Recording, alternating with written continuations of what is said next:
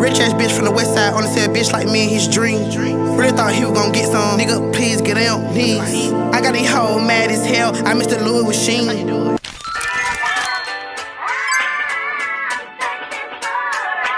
Friends actually.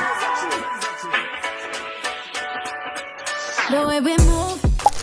Hey y'all loved, and I mean y'all loved the last girl talk that I did. So we're gonna make this like another big sister talk. I'm gonna talk to y'all. Y'all gonna hear me talk. We're gonna have a good little conversation, okay? And we're gonna do my makeup. I never do my makeup. How are you guys doing? Hope you guys are doing amazing. I've had the same makeup routine for years. One of my favorite things to do used to be to study makeup and to do like a whole new makeup routine every few months. But as I get older, it's like, what ain't broke, you don't gotta fix. Getting older is peaceful to me, you know? I think a lot of people are scared to get older because they're scared of like what that entails. I'm not afraid to get older. I actually love that God has blessed me with years on my life. Like, it's such a blessing to be able to get older. So I'm grateful that I am getting older. And not even just that, but I'm grateful that I get the opportunity to grow every day and do things I want to every day. And I'm so grateful that I literally get to make the little girl version of me proud. Like, every fucking day I get to do things that the little girl version of me would have loved to do. God is so gracious in the way that he spares us from the decisions that we make. I have some sort of idea of what I've been through last year, and I don't like to keep harping on it, but it wasn't until I turned 22 that I realized how truly traumatizing the situation I was in with my ex was. And I think it's important as women that we never forget how detrimental our relationships can be. You know, there are people who die because of, you know, their spouses, you know? There are people who die because of their spouses. There are people who die because of, you know, their friends. There are people who die simply by putting faith in people and not putting faith in God. And I put so much faith in a man, and every single time I did, he let me down. But the one person who never let me down was Jesus Christ. He is the only consistent person that I've had in my life. Like, and I mean that. Like, I love my family. I love everyone. But even in times where I felt like they weren't there for me, or, you know, just didn't have space for me or space to care about me in their own lives, Jesus is the one thing that is just so unwavering and faithful to all of us, despite how conditional our faithfulness is to him at times. I was even having a conversation with someone today who, I have conversations with a lot of Christian people because I like to talk to my community. But one of the things that he had said that had thrown me really, like, it kind of threw me off a little bit is I didn't realize how judgmental a lot of people can be when it comes to others' relationships with Christ. They feel like if they can criticize your relationship with Christ, it'll in some way make Christ feel like their relationship with him is like so much better. I feel like that's the wrong way to operate as Christians. We shouldn't be judging anybody's journey with the Lord because, number one, we don't know their stories, and even if we do, we don't know them. The Lord knows our hearts. Like, in its entirety, the Lord knows our hearts. So it's not fair for us to really sit there and be like, how do you call yourself a Christian? Like, the phrase lukewarm Christian, who the fuck are you? Who the fuck are you to judge anybody for how they communicate with God, what their relationship is like with Jesus? Like, who are you?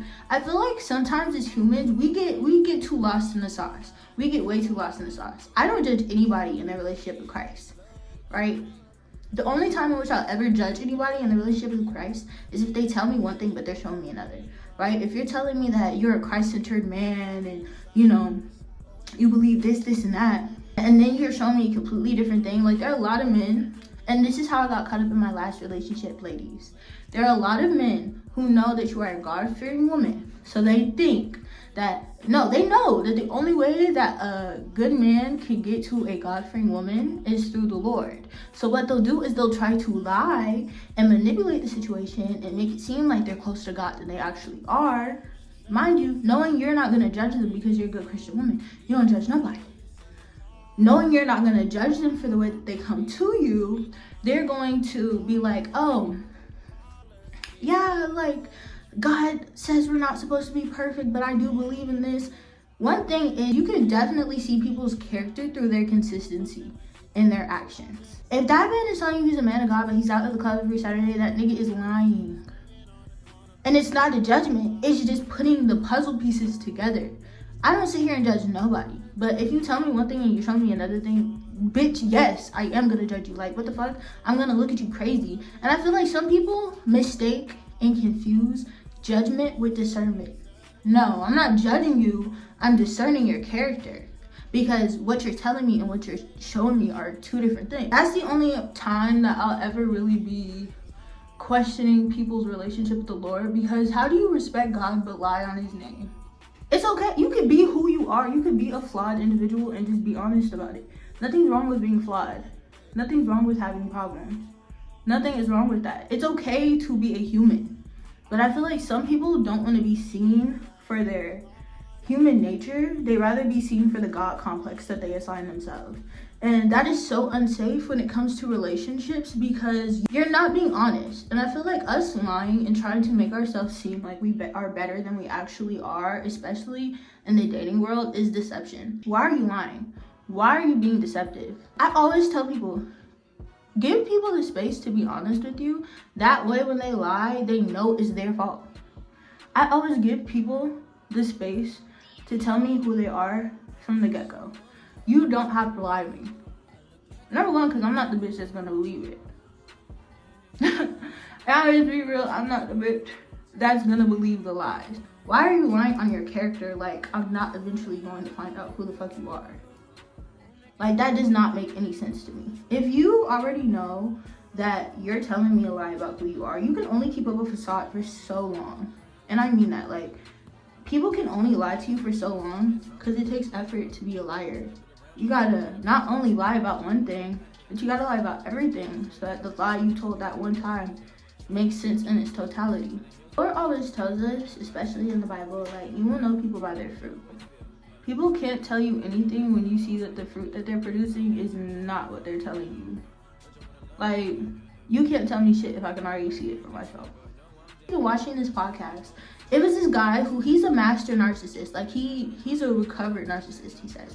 And he basically goes over his journey of narcissism, and his goal is to help women and men alike, just like people in general, understand the nature of narcissists so that they don't experience narcissistic abuse.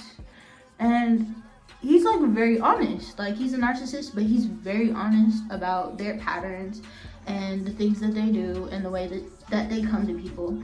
And he was talking about how Christian women are the most susceptible to being in narcissistic relationships, because we all deep down have the belief that, oh, like, we can't judge people, we shouldn't judge people, you know, God makes nobody perfect, da, da, da. And he was basically talking about how that makes you more susceptible to narcissistic abuse, because narcissists feed off of people who will not excuse their behavior. But if somebody, like, this is the thing, you can't believe anything unless you force yourself to believe it. You know, like, we will make excuses for people. We will make ourselves believe people, you know? So instead of somebody showing us who they are and us believing it, we all have the tendency to think that, oh, well, we just need to show them God. There are so many relationships that I've lost myself in trying to show them the Lord and trying to bring them to understanding that God is good. And basically, like, there's just so many situations I've been in that have caused my detriment by trying to bring someone to the Lord. First of all, nobody can bring you to God but God. That ties back into what I said earlier, where sometimes as humans we get too lost in the sauce and like what our placement is in God's world. Like, he doesn't need us to judge people, and he doesn't need us to change people. He does that. So why would I assign myself the role that God is already playing? God is already the employer. Why would I try to do his job for him? That I don't even have the qualifications. I'm not even qualified. Knowing that, I'm not gonna put myself in positions where I know I'm just like, no, I don't even try to change niggas. You can be who the fuck you wanna be. I'm not the bitch that's gonna try to change you. I'm number one, not even the bitch that cares. Number two, I'm not the girl that's gonna try to change you. You can be whoever the fuck you wanna be. I'm not gonna bring you closer to somebody you should already be close with. You know? Don't be misled by these men who tell you, oh yeah, I'm a man of God, you know, I don't do this, I don't do that, and I believe this. A lot of men of God in this day and age are only men of God because they like the fact that in the Bible, it talks about women being submissive. They just like the fact that it says, oh, well, a bitch gotta submit to me. Like, they don't really care about nothing else but that fact. And that is so crazy, but it is the truth. Like, a lot of niggas are only Christian because they like the fact that in the Bible, it aligns women with submissive behavior. And, you know, because we're women of God, we are not gonna go against our Lord. But men prey on women with submissive nature. There's this one Mariah the Scientist song that she has with Thug. And basically in it, she was like thinking I'm submissive, but I'm really just succumbing. Bruh, when I heard that shit, I was like, oh my God, because that's what it is. A lot of women are not being submissive. They're succumbing to the poor behavior of men. Are you submitting or are you succumbing? Being a Proverbs 31 woman is being hardworking, being goal-driven, taking care of your family, taking care of yourself, honoring men, respecting the men that respect you. God is never gonna put us in a position, unless it's to test us, to give energy to somebody who's not giving it back. Respecting a man who disrespects you just makes you stupid. It doesn't make you obedient. It makes you dumb. And I feel like a lot of people don't have that approach when it comes to those type of situations because everybody's so focused on being like the soft, oh, I don't want to offend anybody Christian, that they aren't being honest.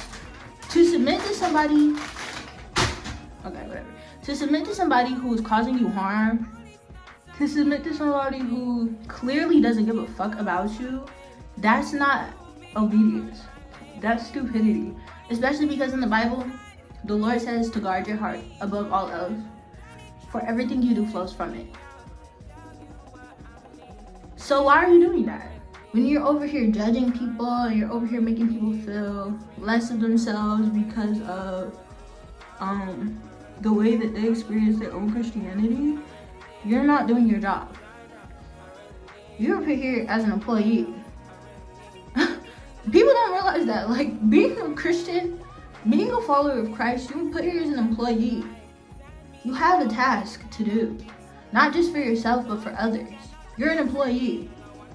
So, you don't get to delegate tasks, you don't get to do anything but promote the franchise, which is the Lord.